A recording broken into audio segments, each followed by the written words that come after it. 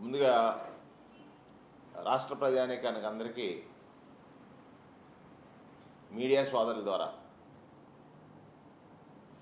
వాస్తవాల మీద ప్రజాగళం విప్పిన, ప్రజలకు వివరిస్తున్న, ప్రజల్ని చైతన్యపరుస్తున్న, ప్రజలు నష్టపోయినటువంటి దాన్ని పోడ్చడానికి చేసే ప్రయత్నం. మొన్న జగన్మోహన్ రెడ్డి గారు చంద్రబాబు నాయుడు గారు ఏదైతే మేనిఫెస్టోని ప్రకటించారో ఆ ప్రకటించినటువంటి మేనిఫెస్టో అమలు చేయని కారణం చేత వారికి ఆయన ప్రకటించిన మేనిఫెస్టో ద్వారా ప్రజలకు చేకూరాల్సినటువంటి లబ్ధి చేకూరకపోవడం వల్ల ప్రజలకు జరిగిన నష్టాన్ని వివరించేటువంటి కార్యక్రమం. చంద్రబాబు గారు ఆ రోజు అన్న మాట, చంద్రబాబు షూరిటీ భవిష్యత్ గ్యారంటీ అనేటువంటి మాట. ఆయన అన్నారు, షూరిటీ ఇస్తున్నాను నేను భవిష్యత్తు గ్యారంటీ అని.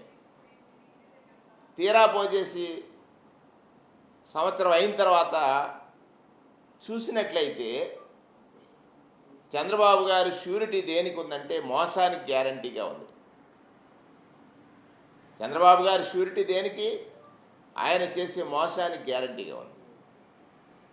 ఎన్నికల ముందు వారు ఆకాశం హద్దుగా హామీలు ఇచ్చారు. ఎలా అమలు చేస్తారని ప్రశ్నించినటువంటి చాలామంది మేధావులకు కానీ, పెద్దలకు కానీ, విజ్ఞులకు కానీ ఆయన అన్నటువంటి మాట ఏమిటంటే, నాకు 40 సంవత్సరాల అనుభవం ఉంది, నేను సంపద సృష్టించి జగన్మోహన్ రెడ్డి గారు ఏదైతే సంక్షేమాన్ని రాష్ట్రంలో అమలు చేస్తున్నాడో దానికి మించి అమలు చేసేటువంటి శక్తి నాకు ఉందని చెప్పాడు. ఇంకొక మాట చెప్పాడు అదే సందర్భంలో, జగన్మోహన్ రెడ్డి గారు అమలు చేసేటువంటి ఏ సంక్షేమ కార్యక్రమాన్ని కూడా ఆపు చేయం, అవి యథావిధిగా కొనసాగుతూ ఇంకా అధికంగా కొనసాగిస్తానని చెప్పాడు. ఇక్కడ సంవత్సరం అయిన తర్వాత చూసినట్లయితే జగన్మోహన్ రెడ్డి గారు అమలు చేసినటువంటి సంక్షేమాల్లో పూర్తిగా అమలు చేయలేదు కదా. దాని ద్వారా ప్రజలకు జరిగినటువంటి నష్టాన్ని ఒకసారి ప్రజలకు వివరించేటువంటి కార్యక్రమమే బాబు షూరిటీ మోసం గ్యారంటీ. నిన్న తూర్పుగోదావరి జిల్లాలో రీజనల్ కోఆర్డినేటర్ బొత్స సత్యనారాయణ గారు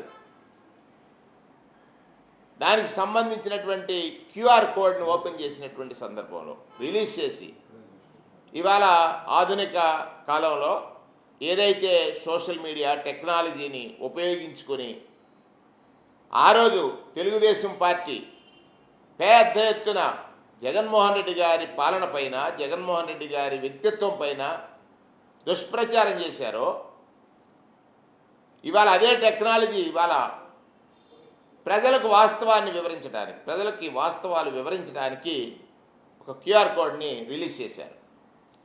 ముందుగా తూర్పుగోదావరి జిల్లాలో వైఎస్ఆర్ కాంగ్రెస్ పార్టీలో కార్యకర్త నుంచి నాయకుడి వరకు పెద్ద ఎత్తున నిన్న తరలి వచ్చారు. కారణం, వైఎస్ఆర్ కాంగ్రెస్ పార్టీ అని అంటే ప్రజాసేవ కోసం పుట్టిన పార్టీగా, ప్రజల కష్టాలు తీర్చడానికే రాజకీయాలు అనేటువంటి లక్ష్యంతో పనిచేసినటువంటి పార్టీగా, జగన్మోహన్ రెడ్డి గారి పరిపాలనా కాలంలో ప్రత్యేకంగా పేదరికంలో ఉన్నవారు, వారికి ఆర్థిక సహాయం అవసరమైన సమయంలో పెద్దల దగ్గరికి వెళ్ళి వాళ్ళు పడుతున్న అగచాట్లను గమనించాడు. అంతేకాకుండా ఆ అవసరాలు తీర్చే క్రమంలో పెద్దలంటే ధనవంతులు ఏ విధంగా ఈ పేదల్ని హింసిస్తారో చూశాడు. అందుకే ఆయన ఏ సంక్షేమాన్ని ప్రవేశపెట్టినా, ఏ సంక్షేమాన్ని అమలు చేసినా ఎక్కడా కూడా పేదవాడి ఆత్మగౌరవాన్ని దెబ్బతగలకుండా ఆ పేదరికమే ప్రామాణికంగా చూసి అనేక సంక్షేమాలు అమలు చేశాడు. అందులో ప్రధానమైనటువంటి సంక్షేమాలు చూసినప్పుడు, ఈ దేశానికి స్వాతంత్ర్యాన్ని సముపార్జించుకున్న తర్వాత, రాజ్యాంగ నిర్మాణం జరిగిన తర్వాత, ఆ రాజ్యాంగ నిర్మాతలు చెప్పినటువంటి మౌలికమైనటువంటి మాటలు ఏమిటంటే, ఈ దేశంలో పేదరికం సమసిపోవాలంటే, ఈ దేశంలో అసమానతలు తొలగిపోవాలంటే ప్రజలు ఆచరించాల్సింది, ప్రజాస్వామ్యంగా గెలిచినటువంటి ప్రభుత్వాలు ఆచరించాల్సినటువంటి ప్రధానమైనటువంటి కార్యక్రమాలు ఏమిటంటే, ఒకటి విద్య అందరికీ అందాలని, ఆరోగ్యం అందుబాటులో అందాలని. ఈ రెండు కనుక సక్రమంగా అందినట్లయితే పేదరికం అనేటువంటిది పేదవాడు అధిగమించగలుగుతాడని, పేదరికాన్ని పేదవాడు అధిగమించగలుగుతాడనేటువంటి లక్ష్యం చెప్పారు. 5 సంవత్సరాల కాలంలో జగన్మోహన్ రెడ్డి గారు 2019లో గెలిచిన తర్వాత ఆయన రాజకీయాలకు ఒక భాష్యం చెప్పాడు. రాజకీయ నాయకుడు ఎలా ఉండాలనంటే, ప్రజలకు ఒక మాట చెప్పిన తర్వాత ఆ మాట అమలు చేయడానికి పూర్తిగా చిత్తశుద్ధితో ఉండాలి. అవకాశాలు వినియోగించుకొని ప్రజలకు ఇచ్చినటువంటి మాటల్ని, హామీల్ని ఎగవేయకూడదనేటువంటి ఆలోచన ఏదైతే గత పాలకుడు చేశాడో, ఎగవేత అనేటువంటి కార్యక్రమం గత పాలకుడు చంద్రబాబు నాయుడు గారు 2014-19లో ఆయన రైతులు ఎలా మోసం చేశాడు. 85,000 కోట్ల అప్పులుంటే గెలిచిన తర్వాత కోటయ్య కమిటీ వేసి 15,000 కోట్లకు కుదించినటువంటి విధానం. కానీ ఆనాడు మహిళలకు 14,000 కోట్ల రూపాయలు బ్యాంకుల్లో రుణాలుంటే, మీ రుణాలు పూర్తిగా నేను మాఫీ చేస్తాను కండిషన్స్ లేకుండా అని చెప్పినటువంటి చంద్రబాబు నాయుడు గారు పూర్తిగా మహిళలకు రుణాలు ఎగవేసినటువంటి విధానం. కానీ విద్యార్థులకి ఉద్యోగాలు కల్పన చేస్తాను, ఇంటికో ఉద్యోగం అన్నాడు, అది లేదు కదా. నిరుద్యోగ భృతి ఇస్తానన్నాడు, ఇవ్వలేదు కదా. ఇట్లా ప్రతి కార్యక్రమంలోనూ ఒక మోసం కనిపించింది, దగా కనిపించింది. ప్రజాస్వామ్యం మీద ప్రజలకు నమ్మకం సడలిపోయింది. 19లో చంద్రబాబు నాయుడు గారికి పాఠం చెప్పారు. కానీ 24వ సంవత్సరం వచ్చేసరికి 19 నుంచి 24 వరకు జగన్మోహన్ రెడ్డి గారు నవరత్నాలు ప్రకటించాడు. మొదటి సంవత్సరం రోజునే క్యాలెండర్ ఇచ్చి ఏ నెలలో ఏ కార్యక్రమం, అమ్మఒడి ఎప్పుడు, ఆసరా ఎప్పుడు, చేయూత ఎప్పుడు, చేదోడెప్పుడు, తోడెప్పుడు, అలాగే విద్యార్థులకి క్రమం తప్పకుండా త్రైమాసికానికి సంబంధించినటువంటి ఫీజు రియంబర్స్మెంట్ కానీ, ఫీజు రియంబర్స్మెంట్తో పాటు వసతి దీవెన కానీ కార్యక్రమాలు అమలు చేసినటువంటి పరిస్థితులు మనం చూసాం.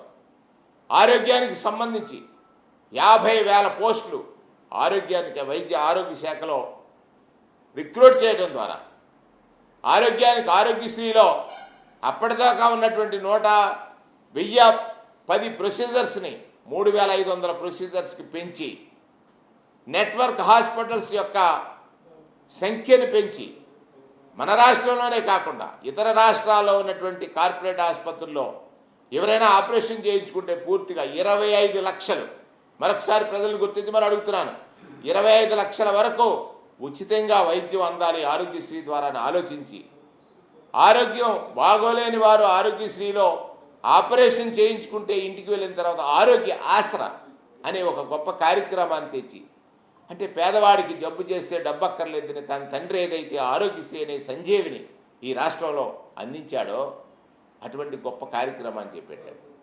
ఇవాళ ఆరోగ్యశ్రీ నిరారోగ్యశ్రీ అయిపోయింది. ఆరోగ్యశ్రీలో అంత మంచిగా దాంతోపాటు 17 మెడికల్ కళాశాల నిర్మాణం కోసం గొప్ప కార్యక్రమం చేపడితే ఈ ప్రభుత్వం ఏదైతే కూటమి ప్రభుత్వం ఉందో, ప్రభుత్వ ఆస్తులన్నీ ప్రైవేటుకి దారాదత్తం చేస్తున్నాయి. ప్రభుత్వానికి సంబంధించినటువంటి పెద్ద పెద్ద సంస్థలు ఇవాళ మెడికల్ కాలేజీలు ప్రైవేటైజ్ చేయాలనేటువంటి ఆలోచన ఏదైతే ఉందో, ఇది బాధ్యతారాహిత్యం, జవాబుదారీతనం లేనటువంటి విధానాల్ని ఈ రాష్ట్ర ప్రభుత్వం అమలు చేస్తున్నటువంటి పరిస్థితిని మనం చూసాం. వీటన్నిటినీ ప్రజలకు వివరించాల్సినటువంటి అవసరం ఉంది. ఎందుకు ప్రజలకు వివరించాలని నేను అంటున్నానంటే, 2019-24 మధ్యలో 2 సంవత్సరాల కరోనా వస్తే, కరోనా సమయంలో జగన్మోహన్ రెడ్డి గారు ఒక వైరల్ ల్యాబ్ లేనటువంటి ఈ రాష్ట్రంలో కరోనా సమయంలో ప్రజలను ఆదుకోవడం కోసం 30,000 కోట్ల రూపాయలు ఖర్చు చేసి ప్రజలకు అండగా నిలిచాడు. ఆ రోజు చంద్రబాబు నాయుడు గారు ఇక్కడ లేరు, హైదరాబాద్లో ఉన్నారు. లోకేష్ గారు లేరు, హైదరాబాద్లో ఉన్నారు. పవన్ కళ్యాణ్ గారు లేరు, హైదరాబాద్లో ఉన్నారు. కనీసం ప్రజలు పట్టించుకోనటువంటి వీరు కరోనా తర్వాత కంఫర్ట్గా వచ్చారు. వచ్చిన తర్వాత ప్రజలకి నిత్యం ఒక అబద్ధాన్ని వండివార్చారు. అంటే ఈ రాష్ట్రంలో ఉన్నటువంటి సంపదను దోచుకోవాలంటే ఎవరెవరిని కలుపుకోవాలో ఆలోచించాడు ఆయన. చంద్రబాబు నాయుడు గారికి ఒక్కటే లక్ష్యం, అధికారం వస్తే అడ్డదారిలో సంపాదించవచ్చు. ఆ సంపాదన ఎలాగ అని ఆలోచించినప్పుడు దానిపైన ఎవరి కన్ను ఉంటుంది, ఆ కన్నులన్నీ కూడా ముయ్యాలనుకున్నాడు. మీడియా ఆనాడు ఈనాడు కానీ, ఆంధ్రజ్యోతి కానీ, TV5 కానీ, ఈ పత్రికలు కానీ, ఇంకా కొన్ని సోషల్ మీడియా ఛానల్స్ కానీ తయారు చేశాడు. ప్రజలకు అనేకమైనటువంటి అబద్ధాలు చెప్పాడు. ఆ అబద్ధాలు ఇవాళ ఒక్కొక్కటి ప్రజలు చర్చించుకుంటున్నారు. ఎన్ని అబద్ధాలు చెప్పాడంటే, జగన్మోహన్ రెడ్డి గారి వ్యక్తిత్వం పైన, అంటే నిజం మాట్లాడటం నేరంగా, అబద్ధమే అందంగా ఉంటుందనేటువంటి ప్రచారాలు అనేకమైన చేశారు ఆయన. ఆ ప్రచారాలు ఏమిటంటే, ప్రతి ఇంటికి వెళ్ళారు. జగన్మోహన్ రెడ్డి గారు ఒక్క బిడ్డకే అమ్మఒడి ఇస్తున్నాడు. అమ్మఒడి అనే కార్యక్రమం ఎలా రూపకల్పన జరిగింది? పేదరికం మీద యుద్ధం చేయాలి పేదవాడు అన్నప్పుడు విద్య, ఆ విద్య ఎందుకు అందట్లేదంటే ఆ తల్లి పొట్టనండట్లేదు. తల్లి బడికి పంపిన పిల్లల ఒడిలో డబ్బు వేయాలని ఆలోచించింది ఎవరు? జగన్మోహన్ రెడ్డి గారు. ఆయన క్రమం తప్పకుండా అమ్మఒడి కార్యక్రమం ఇచ్చాడు. దానికి ఏం ఆశ పెట్టాడు ఈయన? జగన్మోహన్ రెడ్డి గారు ఒక బిడ్డకి ఇస్తే ఎంతమంది బిడ్డలు ఉంటే అంతమందికి ఇస్తారన్నాడు. ఇవాళ 30 లక్షల మందికి కోత పెట్టారు. అమ్మఒడి అంటే తల్లికి వందనం, 30 లక్షల మంది పిల్లలకి. అంటే గత సంవత్సరం 2024-25 అంటే గత సంవత్సరం అమ్మఒడి ఎగవేశాడు. ఇది మోసం కాదా? మీరు చెప్పిన మాట ఏమిటి? ఎంతమంది పిల్లలు ఉంటే అంతమంది పిల్లలకి ఇస్తారని చెప్పి సంవత్సర కాలం వాళ్ళకి ఖాతాల్లో వేయకుండా ఇవాళ ఇచ్చేశారని చెప్తున్నాడు.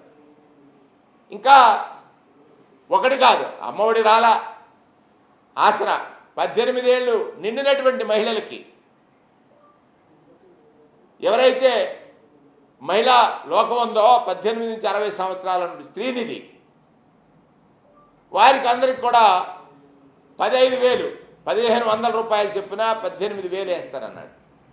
మహిళలకు 18,000 వేశారా? ఒక్కరికి కూడా ఒక్క మహిళా ఖాతాలో 18,000 పడినటువంటి సందర్భం లేదు. గత సంవత్సరం పూర్తిగా ఎగవేశారు. యువత ఏదైతే ఉద్యోగ కల్పన లేక ఉన్నటువంటి యువతకి నిరుద్యోగ భృతి ఇస్తానన్నాడు. 3,000 రూపాయలు ఉద్యోగాలు ఇస్తానన్నాడు. ఎక్కడ ఉద్యోగం రాలా.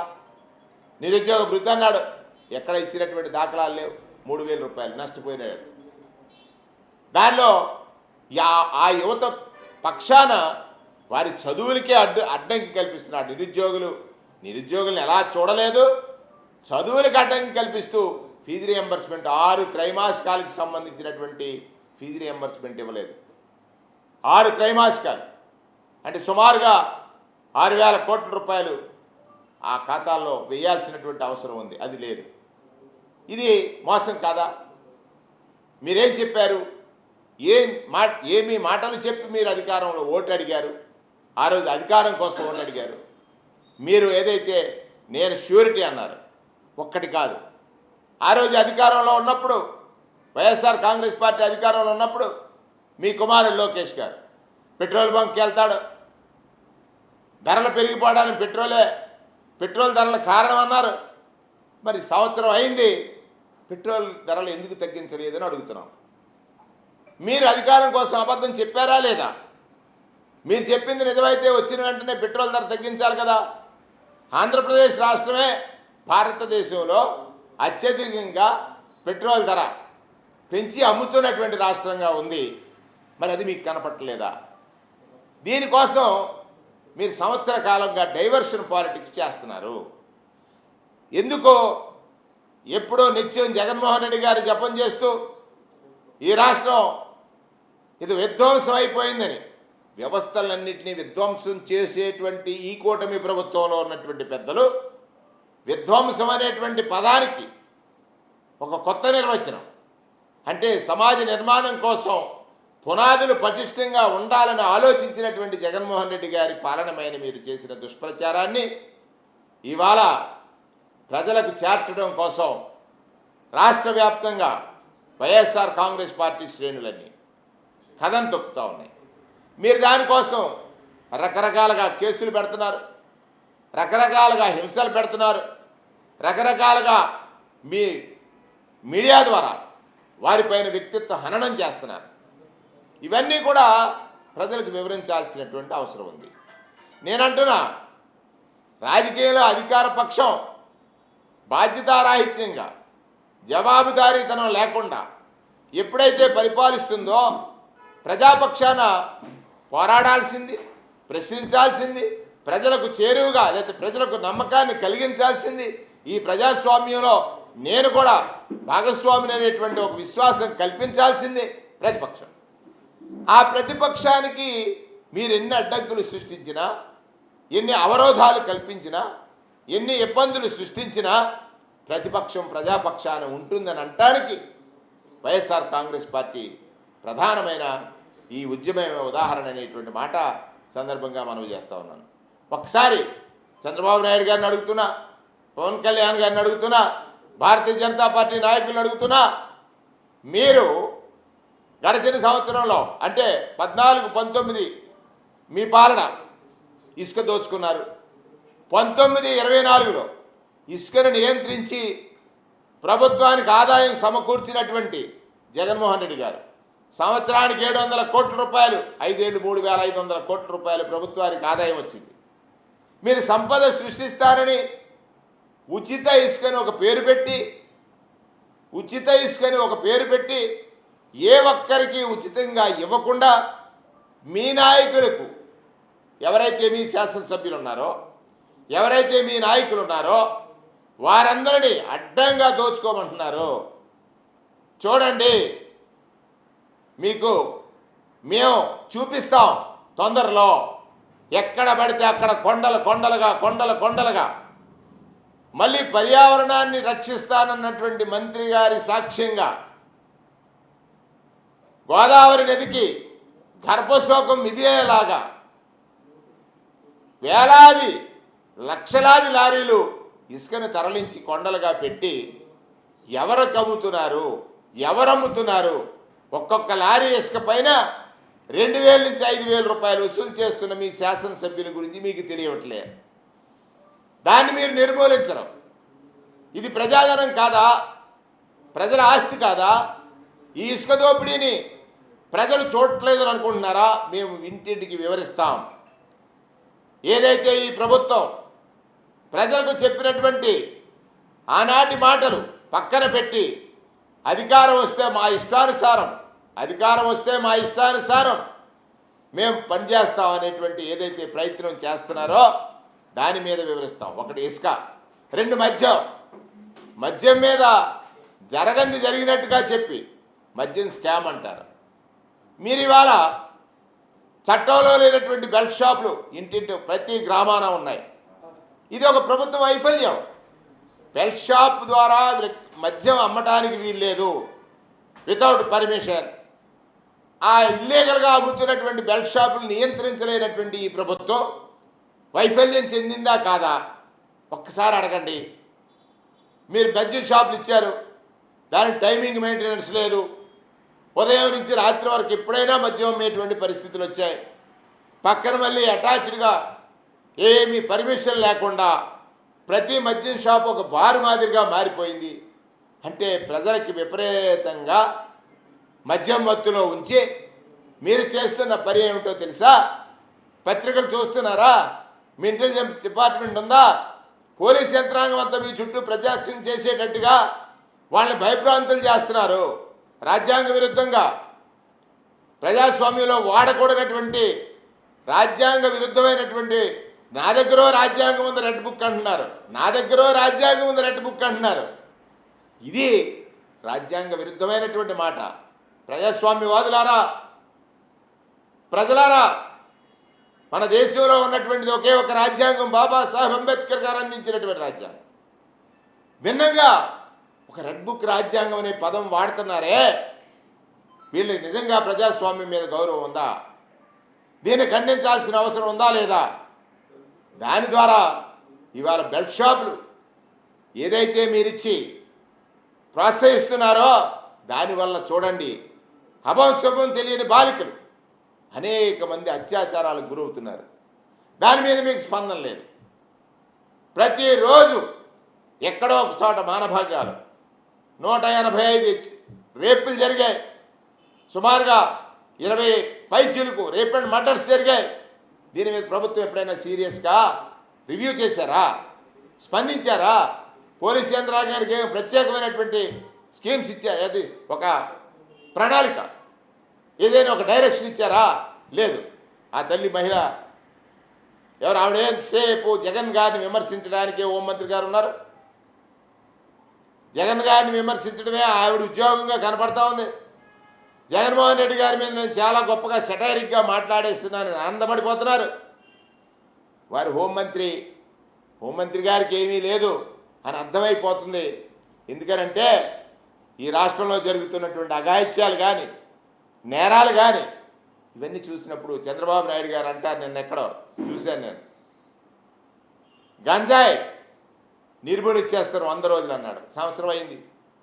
నిన్న ఎక్కడో దొరికింది, వేళ చూశాను నేను ఎక్కడో సోషల్ మీడియాలో. గంజాయి ఎక్కడ చూసినా గంజాయి, మత్తులో జనం, డ్రగ్స్. ఆ రోజు నాయుడు గారు లేదా పవన్ కళ్యాణ్ గారు, మీ భారతీయ జనతా పార్టీ నాయకులు వైజాగ్లో ఒక షిప్లో ఈస్ట్ వస్తే దాన్ని ఈ దేశానికి సరిపడా మాదక ద్రవ్యాల్ని జగన్మోహన్ రెడ్డి గారి ప్రభుత్వం ప్రోత్సహించిందన్నారు. అది మీకు సంబంధించినటువంటి కంపెనీ అని చెప్పాం. దాన్ని మీరేం చేశారు? తర్వాత అది ఏమేమి తేలింది అంటే అబద్ధం అబద్ధం అబద్ధం. ఒక దొంగ ప్రచారం చేసి అధికారం ఎలా పొందాలి, పొందిన తర్వాత ఎలా దోచుకోవాలి, దోచుకున్న దాన్ని ఎలా పంచుకున్న దాన్ని ఎలా దాచుకోవాలి, దానికోసం వాస్తవంగా యథార్థం మాట్లాడి ప్రజాపక్షాన పనిచేసేటువంటి నాయకుడి మీద మీరు చేసినటువంటి ఈ ప్రచారం వల్ల నష్టపోయింది ప్రజలు. ఆ ప్రజలకు కలుగుతున్నటువంటి నష్టాన్ని ఖచ్చితంగా పూడ్చడానికి, ప్రజలకు వాస్తవాలు వివరించడానికి సంవత్సర కాలంలో ఈ ప్రభుత్వం చేపట్టినటువంటి ప్రజా వ్యతిరేక కార్యక్రమాల మీద ప్రజలను మరింత చైతన్యం చేయడానికి బాబు ష్యూరిటీ మోసం గ్యారెంటీ. తూర్పుగోదావరి జిల్లాలో 7 నియోజకవర్గాల్లో నియోజకవర్గ స్థాయి మాజీ శాసనసభ్యులు కానీ, మాజీ మంత్రులు కానీ వారి నియోజకవర్గాల్లో జిల్లా పార్టీ అధ్యక్షుడిగా నేను వెళ్ళి అక్కడ ఈ క్యూఆర్ కోడ్ రిలీజ్ చేసి నియోజకవర్గం నుంచి మళ్ళీ ఆ శాసనసభ్యులు కానీ, మాజీ మంత్రులు కానీ, లేకపోతే కోఆర్డినేటర్లు కానీ అక్కడి నుంచి మండలాలకు వెళ్ళి మండలాల్లో మళ్ళీ క్యూఆర్ కోడ్ రిలీజ్ చేసి అక్కడ మా మండల నాయకులందరూ కూడా గ్రామాల్లోకి వెళ్ళి గ్రామాల్లో అక్కడ రిలీజ్ చేసి అసలు బాబు గారు ఏం చెప్పారు ఎన్నికల ముందు, బాబు గారు పవన్ కళ్యాణ్ గారు కలిసి ఏం చెప్పారు, మేమిద్దరం కూడా మనస్సాక్షిగా ప్రమాణం చేస్తున్నాము ఏమని, ఈ రాష్ట్రంలో ఏ కార్యక్రమం అమలు చేస్తామని. ఆ సూపర్ 6 చెప్పారు. సూపర్ 6లో తల్లికి వందనం, ఆడబిడ్డ నిధి, తల్లికి వందనం మొన్న వేశారు ఆరాకొర. దానిలో పెద్ద మోసం, పెన్షన్ల పంపిణీ సుమారుగా ప్రతి గ్రామంలోనూ వందలాది పెన్షన్లు కట్ చేశారు రకరకాల కారణాలతో. తల్లికి వందనం అన్కండిషనల్ అని చెప్పారు. ఇవాళ 300 యూనిట్లు కరెంట్ అన్నారు. మరి ఆ 300 యూనిట్లు కరెంటు వాడటానికి తల్లికి వందనానికి సంబంధం ఏంటని అడిగినటువంటి మీ నాయకులు ఇవాళ ఏమైపోయారు? మీరెందుకు ఇప్పుడు ఈ కండిషన్స్ ఇంపోజ్ చేస్తున్నారు? ఆ రోజు జగన్మోహన్ రెడ్డి గారు చేస్తే తప్ప, ఈరోజు మీరు చేస్తున్నది చాలా గొప్ప. తల్లికి వందనంతో ఏ తల్లులైతే మీరు మోసం చేశారో వారి పక్షాన మేము పోరాటం చేస్తాం. మూడోది పెన్షన్ల పంపిణీ పేరుతో ఇవాళ సంవత్సర కాలంగా ఒక కొత్త పెన్షన్ మంజూరు చేయనటువంటి మీరు ఆ రోజు ప్రతి 6 మాసాలకు ఒకసారి అర్హత ఉన్న ప్రతి వ్యక్తికి సంక్షేమాన్ని అందించినటువంటి సంక్షేమ క్యాలెండర్ ఇచ్చినటువంటి జగన్మోహన్ రెడ్డి గారి పాలన గురించి వివరిస్తాం. మూడోది ఆడబిడ్డ నిధి. 18 ఏళ్ళు దాటినటువంటి మహిళలు 59 సంవత్సరాల వరకు వచ్చే వరకు ఇంటిలో ఎంతమంది ఉంటే అంతమందికి 1500 నెల వేస్తారని చెప్పారు. అది ఎక్కడా జరగలేదు. ఆ ఇంట్లో ఎంత రావాలో చెప్తాం. ఆ ఇంట్లో 1500 చెప్పినా 18,000 సంవత్సరానికి చెప్పిన వచ్చినటువంటి కార్యక్రమాలు. రైతులు ఉన్నారు, కేంద్రం ఇచ్చే 6,000 కాకుండా 20,000 ఇస్తారన్నారు. గత సంవత్సరం ఇవ్వలేదు, అది బాకీ. ఆ బాకీ గురించి చెప్తాం. ఈ సంవత్సరం ఇవ్వని కారణం చేత రైతు ఎలా అప్పులు పాలవుతున్నాడో చెప్తాం. పండించిన పంటకు గిట్టుబాటు ధర రైతు వ్యతిరేక ప్రభుత్వం గురించి చెప్తాం. దానితో పాటుగా ఈ రాష్ట్రంలో ఉన్నటువంటి ఉచిత బస్సు అన్నారు, ఇంతవరకు ఎక్కడిచ్చారు? 3 గ్యాస్ సిలిండర్లు ఇస్తారన్నారు, 1 గ్యాస్ సిలిండర్తో సరిపెట్టారు. ఇవన్నీ మోసాలు కదా. మీరిచ్చిన షూరిటీ భవిష్యత్తుకు గ్యారంటీ లేదు కదా. మీరు చంద్రబాబు నాయుడు గారు, పవన్ కళ్యాణ్ గారు ఇచ్చినటువంటి షూరిటీ భవిష్యత్తు గ్యారంటీ అన్న మాట గ్యారంటీగా మోసమే. ఈ మోసం గురించి రాష్ట్రంలో ఉన్నటువంటి అన్ని నియోజకవర్గాల్లోనూ ఒక ఉద్యమం మాదిరిగా ప్రజా వ్యతిరేకత గడిచిన స్వాతంత్ర్యానంతరం ఏ ప్రభుత్వానికి 1 సంవత్సర కాలంలో ఇంతగా రాలేదనంటే కారణం మీరు చెప్పింది పూర్తిగా అసత్యం, సత్యదూరం, నిజం లేనటువంటి మాటలు చెప్పి అధికారం పొందొచ్చేమో తప్ప ప్రజాభిమానాన్ని పొందలేరు. ప్రజాభిమానాన్ని పొందలేక ఇవాళ జగన్మోహన్ రెడ్డి గారు కారు ఇచ్చేస్తారు. ఎక్కడ ఒక వింత చట్టాలు, ఈ దేశంలో ఎప్పుడు చూడని చట్టాలు. కారులో ప్రయాణించే వాళ్ళు, కారు కింద ఎవరైనా పడితే డ్రైవర్ కాకుండా ప్రయాణించే వారందరూ ముద్దాయిలు చేసిన ఒక పెద్ద విచిత్ర పాలన జరుగుతోంది. జగన్మోహన్ రెడ్డి గారు బయటకు వస్తుంటే మీలో కలుగుతున్న భయానికి ఇది ఒక ఉదాహరణ. జగన్మోహన్ రెడ్డి గారు ప్రజాభిమానం ఉన్న నాయకుడిగా, ప్రజల కోసం ఆలోచించిన నాయకుడిగా, ప్రజలకు మంచి చేయడమే రాజకీయమని, ప్రజలకు మంచి చేయడమే అధికారం అని, అధికారం ఉన్నవాడు ఖచ్చితంగా ప్రజల కోసమే ఆలోచించాలనేటువంటి ఆయన ఆలోచనకి కేవలం అధికారం అంటే నా కోసమేనని, నా కుటుంబం కోసమేనని, దానికోసం ఎన్ని కుయుక్తులనే వేస్తానని, నా సంపాదన నాకు ముఖ్యమని ఆలోచించే మీ ఆలోచనలకి చాలా వ్యత్యాసం ఉంది. మీరు చేసిన ప్రతి పని ప్రజలు గమనించారు. ఆ రోజు మీరు పీడిఎస్ రైస్ గురించి మాట్లాడి చీజ్ ది షిప్ అన్నారు, షిప్ వెళ్ళిపోయింది, రైస్ వెళ్ళిపోయింది. దేనికి?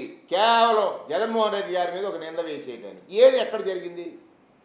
ఇవాళ పవన్ కళ్యాణ్ గారు మహిళలకు ఎక్కడైనా చిన్న ఆపద వస్తే అక్కడ వాళ్తారన్నారు, ఊగిపోయారు. కానీ వాళ్ళు ఎందుకు మరి ఈ జరుగుతున్నటువంటి అఘాయిత్యాల మీద మీరు ఎక్కడ స్పందించట్లేదు? వారు కూడా ఆలోచించాలి. ఇది ప్రజాస్వామ్య విరుద్ధంగా చేస్తున్న ఈ పాలన మీద ప్రజా పోరాటము. మరొకసారి అంటాను నేను, ప్రజాస్వామ్య విరుద్ధంగా ప్రజలకు ఒక మాట చెప్పి అమలు చేయనటువంటి ప్రభుత్వాలు ప్రజల యొక్క ఆగ్రహానికి గురవుతాయని చెప్పడానికి ఈ కార్యక్రమము బాబు షూరిటీ మోషన్ గ్యారంటీ అనేటువంటిది. దీని ద్వారా ప్రజలందరినీ చైతన్యపరచడం కోసం రకరకాల స్థాయిల్లో కమిటీలను ఏర్పాటు చేసి ఈ కార్యక్రమాన్ని చేపట్టాలనేటువంటిది మేము నిర్ణయించుకున్నాం. తూర్పుగోదావరి జిల్లాలో 7 నియోజకవర్గాలకి 7గురిని ఈ కార్యక్రమ నిర్వహణ కోసం ఇన్ఛార్జీలుగా కూడా నియమించడం జరిగింది. ప్రధానంగా తిప్పల గురుమూర్తి రెడ్డి గారిని రాజమండ్రి పట్టణానికి సంబంధించినటువంటి కార్యక్రమ నిర్వహణ కోసం వారిని పార్టీ పరిశీలకులుగా వారు వచ్చారు, తిప్పల గురుమూర్తి రెడ్డి గారు. రెండవది రాజమండ్రి రూరల్కి సంబంధించినటువంటి పరిశీలకుడిగా శ్రీ జక్కంపూడి గణేష్ గారిని నియమించడం జరిగింది. అలాగే రౌతు సూర్యప్రకాష్ గారిని అనపర్తి నియోజకవర్గానికి సంబంధించినటువంటి పరిశీలకులుగా నియమించడం జరిగింది. ఈ నిర్వహణ కార్యక్రమం కోసం. దానితో పాటు కొవ్వూరికి గొందేసి శ్రీనివాసరెడ్డి గారిని పరిశీలకులుగా నియమించడం జరిగింది.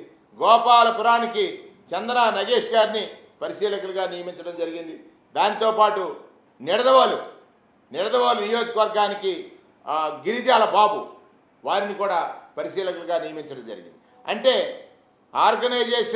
ఆర్గనైజేషన్లో ప్రతి కార్యక్రమాన్ని పర్యవేక్షించడానికి, పరిశీలకుల కంటే పర్యవేక్షణ కోసం మేము తూర్పుగోదావరి జిల్లాలో ఒక మోడల్ని అడాప్ట్ చేసి ప్రజాపక్షాన వైఎస్ఆర్ కాంగ్రెస్ పార్టీ నాయకుడు జగన్మోహన్ రెడ్డి గారు ఇచ్చినటువంటి ఆదేశం ఏదైతే ఉందో, జగన్మోహన్ రెడ్డి గారు ఇచ్చినటువంటి ఆదేశం ఆచరించడంలో తూర్పుగోదావరి జిల్లా వైఎస్ఆర్ కాంగ్రెస్ పార్టీ ముందు వరుసలో ఉంటుందని అనటానికి ప్రణాళిక సిద్ధం చేసుకున్నాం అనేటువంటి మాట సందర్భంగా తెలియజేస్తున్నాను.